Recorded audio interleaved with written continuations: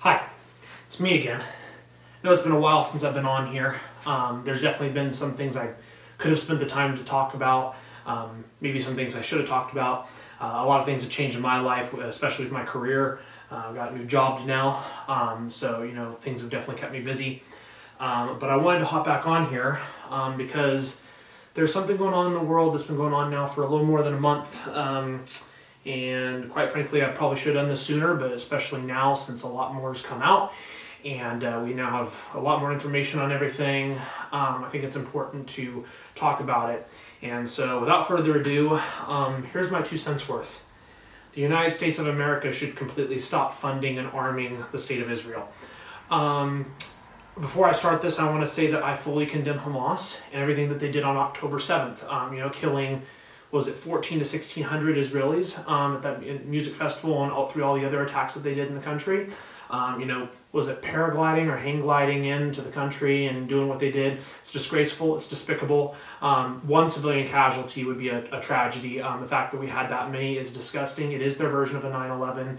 It should be condemned by the entire international community, by every person. Anybody that supports that is a disgusting human being. I also condemn any forms of anti-Semitism that have happened, whether it be over in Europe, whether it be some violent actions of certain people at protests here in America, whether it be certain things that have happened at colleges. I fully condemn all of that, and it makes true peaceful protesters look bad. And the same thing is true when it comes to Black Lives Matter protesters and many other forms of protests out there that are actually trying to fight for a movement. But that fight for a movement is what I want to talk about when it comes to this situation.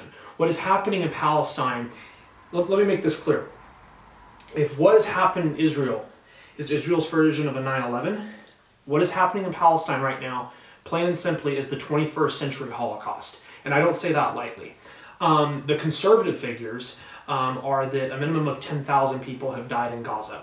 That's not even counting the people that have died through attacks from settlers in the West Bank.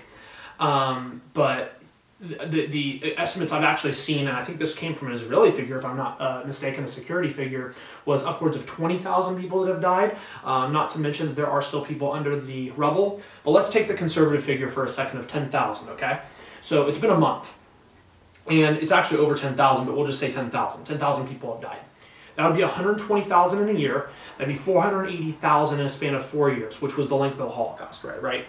Now, there were obviously millions of people that died during the Holocaust. There was mass tragedy with that. But this is a mass tragedy too. 480,000 people dying if we kept at this rate over a span of 4 years. That would be almost a quarter of all of Gaza. Gaza, I believe, has about 2.1 million people. I think as of 2020, it was just over 2 million. We are seeing an ethnic cleansing that has not been seen in a very long time. The thing that I always hear people saying is, because we see hospitals that are being attacked. We see civilian neighborhoods that are being attacked. The thing that I always hear as a justification for that is Hamas is using them as human shields. Now, let me present to you an example, okay? Let's say that they are using them as human shields, okay? Firstly, I want to state that there are a lot of members of Hamas that are hiding out in Qatar and Doha, but I won't even get to that. First off, Israel's killed maybe, 50 Hamas members? I don't see even any Hamas members being talked about that are being killed outside of it, maybe it's happened 5 times. So I think saying that they've killed 50 might even be an overstatement, but let's say they've killed 50. Still, let's give you an example from here in America. Okay, there's a mass shooting. There is a school shooter that is on a high school campus that is hiding out in a classroom. Do you kill every single child in that classroom to get to that school shooter? If there is a person that is committing terrorism in your country, if there's one person that is doing a violent act, let's say if there's a person that stabs somebody and you're trying to get to them, and they're holding somebody, the knife at their throat, are you going to kill that person that's being held, knife at their throat, to get to that other person? No, you wouldn't, because that would be terrorism in and of itself. That is what Israel is doing. Now, another thing I hear from people saying is, well, if they release all the hostages, this would all be over. There's 2 points on that. Firstly, We don't know how many of those hostages have been killed through these Israeli airstrikes that, by the way, have been mainly used with United States bombs and propped up by the United States of America through funding. We don't know how many of those hostages have been killed.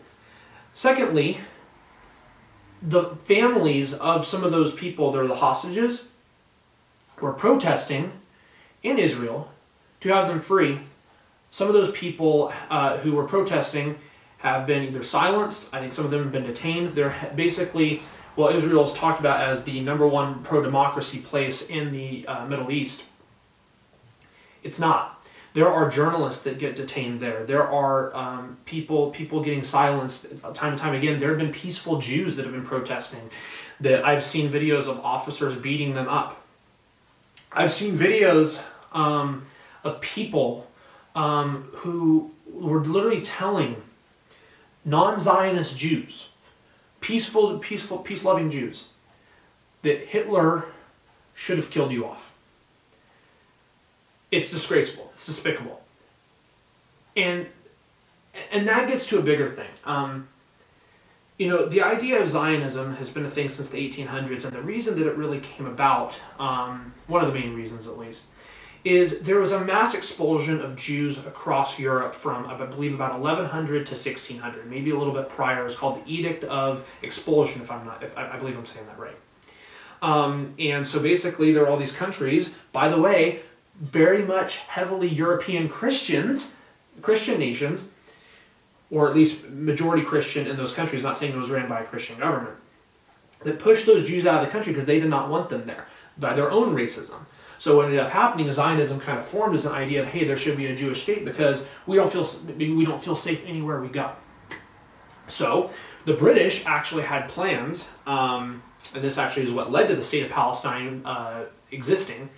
The British had plans of where they were going to have maybe a state for Jews. They had ideas for Madagascar. They had ideas for Uganda, the Uganda plan scheme of 1903. That's something you should look into. They had plans for other countries. I believe, I could be wrong, but I believe Argentina was one of those that was on there. And eventually they ultimately settled with Palestine. That was at the time that Palestine was ran by the Ottoman Empire. Before the Ottoman Empire folded, I believe, in the early 1920s. Because a lot of people, I think, maybe Israel was a state, and they should be a state based off of maybe what happened in the Holocaust or whatever, but this predates the Holocaust. The whole thing with Europe and Britain is they were trying to find a solution of where to put the Jews because they didn't want to keep them themselves based off, once again, their own racism and their own problems. And that's why Hitler coined what he did to the Jews with the Holocaust as the final solution. Hey, our final solution is kill them off. So the main problem that I'm trying to get you out of this is because I see a lot of people in this country that are very right-wing, fundamentalist Christians, a lot of them that I wouldn't be surprised only care about Israel because that's the Holy Land, that's where they believe the rapture is going to happen or Jesus is going to come back to earth. In fact, that's why there's a lot of Americans actually fight over there in Israel and that try to get dual citizenship. I wouldn't be surprised. But at the same time, they don't realize is that European Christians is what led to Palestine being a state. And there's also still a lot of anti-Semitism with Christians in this country. We've seen that with synagogues. We saw that with Charlottesville.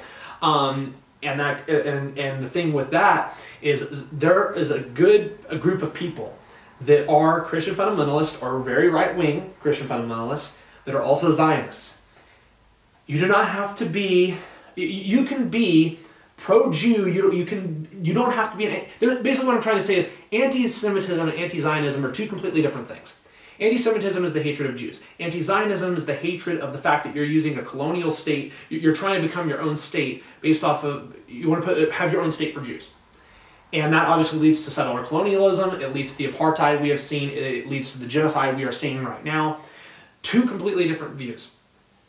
I view Zionism as a disease. I think that it has led to a bunch of death. I think it has led to a bunch of destruction. It has led to growing more terrorists in that region of the world. And I think it's sick that we are funding that with our own tax dollars. Anti-Semitism is plainly the hatred of Jews. You can be a Zionist and be an anti-Semite.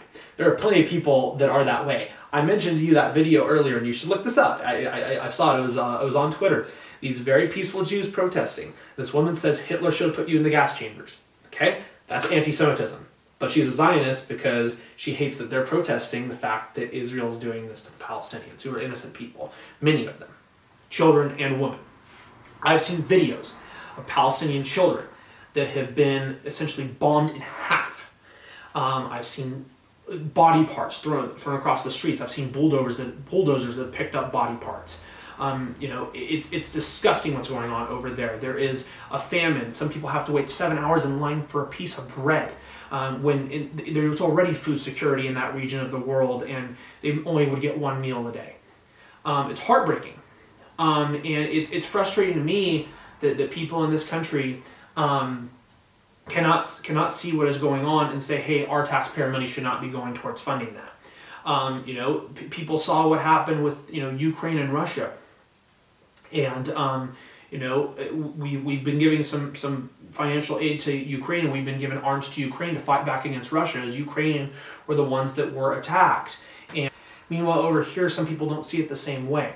And another thing that frustrates me too about this issue is there are well-intentioned liberals out there that say, why do we care so much about Gaza or Hamas when their government is ran by these extremists who don't even support gay marriage, who don't even support gay rights or whatever.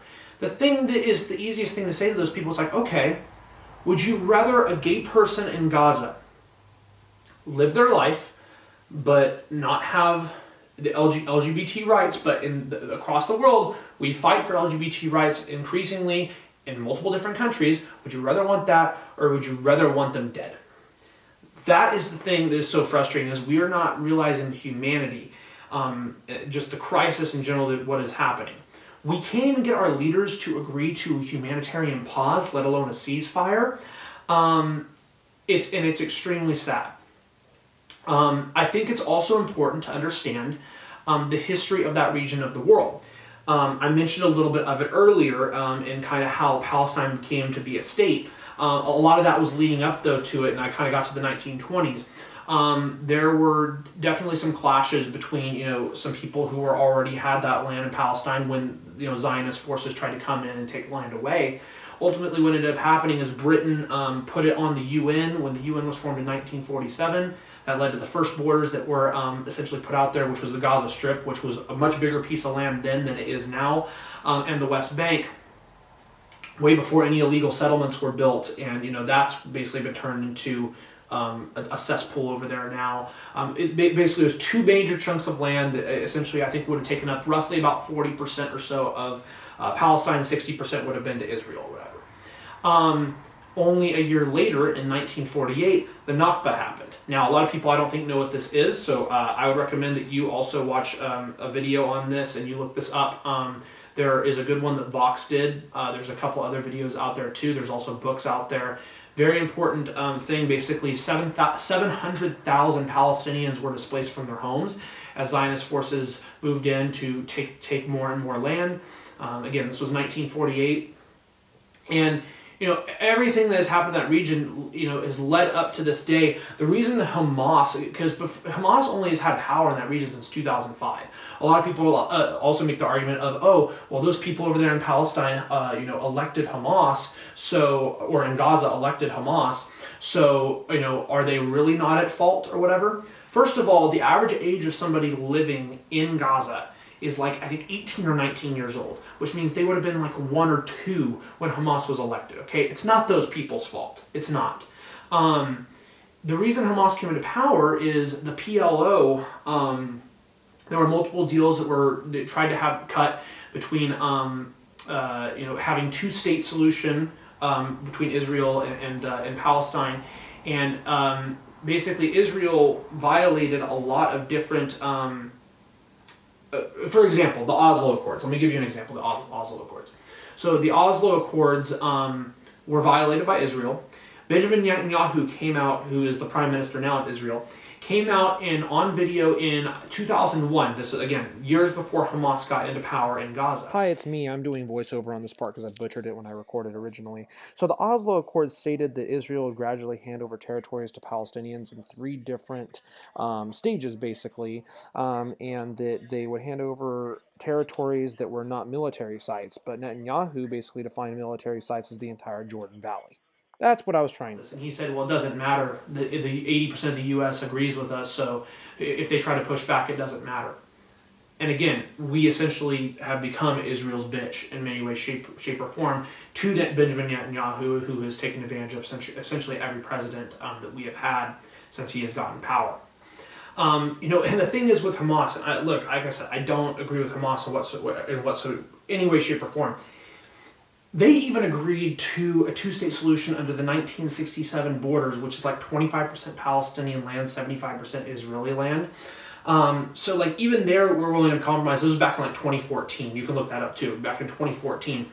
And yet, Israel still doesn't want to budge. They still do not want to budge. Again, I mentioned the West Bank. A lot of people don't understand that there's crap going on in the West Bank right now too. Basically, there have been members of families that have been captured, tortured. Some people have been killed over there too, again, by settlers. And the West Bank has continued to lose more and more land to Israelis and settlers over time. Again, people have come from the United States. I know there's been people from I've seen people from Brooklyn, New York. I've saw people from San Francisco that now live over there as well. It's just the continuation of taking more and more land away from Palestinians, which is extremely sad. It's cruel. It's a war crime. It's a crime, and all the people that try to take those homes away from those people are criminals, and they should be tried. Another thing that I want to mention, going back to the Nakba. There are Palestinians who lived in the West Bank, also the ones who lived in other parts of Palestine and in Gaza, that essentially were forced away, and now they have necklaces where they wear like a key on their neck that has the key to their original home, but they're not allowed to return. In fact, there was this was back in 2018 or 2019, I want to say, there was called the Right to Return. It was mothers and it was women and children, peaceful people in Gaza who marched to the borders, the border wall, and there were people that were executed by the IDF. But again, nobody wants to talk about that, because if they did, then people would realize the true, suffering of the Palestinian people and what has gone on in that region of the world. Another argument that I hear from people is it was never Palestinian land because the Israelites, had it back in the Bible days and in, BC. What I would say to, that argument is, firstly, let's go with the Native Americans here for a second, right? And by the way, they have more claim to this land than Israel does, and I'm going to get into that right now. If Native Americans rose up and bombed neighborhoods of where they used to live and forced people out of their homes to go back and live there, would that be okay? Would we view that as okay? No, we'd probably want to exterminate every single last one of them. Why is it any different when Israel does it? If you look back at the history of many different nations, many different countries, the people who lived there 2,000 years ago do not live there any longer today. Now, does that make it right? Not necessarily. No, it doesn't make it right. But is it also right now to see there be basically genocide? There be a genocide for those people to get their entire land back? No, it's not okay either. And again, I bring back to this. If we could all just live with one another, this would never have been a problem. If the Europeans would have been able to coexist with Christians from the 12th century to the 17th century and longer, up to the 20th century, there probably would have never been an Israel. And there would have never been this crisis. But now that there is an Israel, what we need to do is we need to come together. The United States has all the power in the world to force Israel to make a two-state solution. All a president has to do is have the balls to tell Benjamin Netanyahu, or whoever is in power in Israel, that you will not be getting another penny of aid, you will not be getting another weapon from us until there is a two-state solution that we can all come to an agreement with. And again, as I mentioned, even Hamas came to the agreement of 1967 borders. The West Bank is not ran by Hamas, they are ran by the Fatah, which is much more of a more peaceful form of government. I'm sure they'd agree to 1967 borders. And then you have the UN actually do their job instead of just being lip pieces saying that, oh, we condemn Israel for this, we condemn Israel for that, and then don't do anything because the US blocks them all the time. Instead, and then we have the UN, under 1967 borders, make sure that there is not any violations going on from Israel to where they go back and try to take more land. Now, the sad thing that I think is going to happen, and we've seen this kind of blow up in a lot of different proportions. Hezbollah has been getting involved. Other terrorist cells have been getting involved. The Houthis out of Yemen. And of course, now the U.S. is almost getting involved now with Syria and Iran and all this stuff. It could really blow out of proportion. I think we're closer to World War III than we probably ever have been. I know that kind of gets thrown around as just like a scare term out there nowadays, but I think we actually are really close to there. Again, if the U.S. truly cares about world peace, if they truly care about democracy, they should step in and rein in Israel. What I think is most likely to happen, unfortunately right now with the way things are going, is that Gazans are going to be basically pushed to the desert. And Israel is going to take over that land. I've seen that there have been, there's oil under Gaza, and I've seen proposals of oil pipelines that kind of go through Israel and Gaza and go into other parts of Europe. Basically, anything that comes down to the Middle East, you can always bet that there's going to be something with oil involved. And of course, don't forget about the defense contractors. The 14 billion or something like that. I think it was 14 billion, maybe it was 140 billion. Regardless, the ridiculous price tag that's extra aid that's going to Israel. A lot of that's going to end up in defense contractors' pockets, and then that'll get dispersed over to Israel and also politicians' pockets to do their bidding, as always. There is a huge problem going on right now, and I want to make it clear. I don't think that it's all on Joe Biden. I think that this would happen with a Republican in office or a Democrat in office. But we the people, we need to get out and vote for people who actually care about peace and democracy in the world and do not care, and not those who are actively supporting a genocide or financing it. I've heard very few politicians in this country call for a ceasefire. And those who have called for it have been called an anti-Semite. And we actually have anti-BDS laws in this country too. I haven't even gotten into that, where you can be somebody that is simply just criticizing what Israel's doing, and you can be called an anti-Semite, and you can essentially, some people lose their jobs for it. Yeah, very pro-First Amendment there, pro-free speech there. We have no principle of free speech in this country. I don't think we ever really have. The powers that be will always win those arguments. The truth of the matter is, I want to believe that we, the people, have power in the situation, but I almost don't think it's through voting. I really do worry that if anything is going to change in a positive direction, if we, unless we have 1 million people protest. We saw almost 300,000 people protest in Washington, D.C. last weekend, and I don't see anything changing this week. I really do wonder if, in some instances, if there is going to be political violence. And I wonder what will happen in that instance. I think we've kind of come closer to that as a country. We saw that with the insurrection of January 6th. And we've seen that in many other instances when it comes to protests that have supported left-wing causes. And I really worry that we're kind of going closer to that point. I definitely think if this sparks out into a World War III, that we can get into really dangerous area.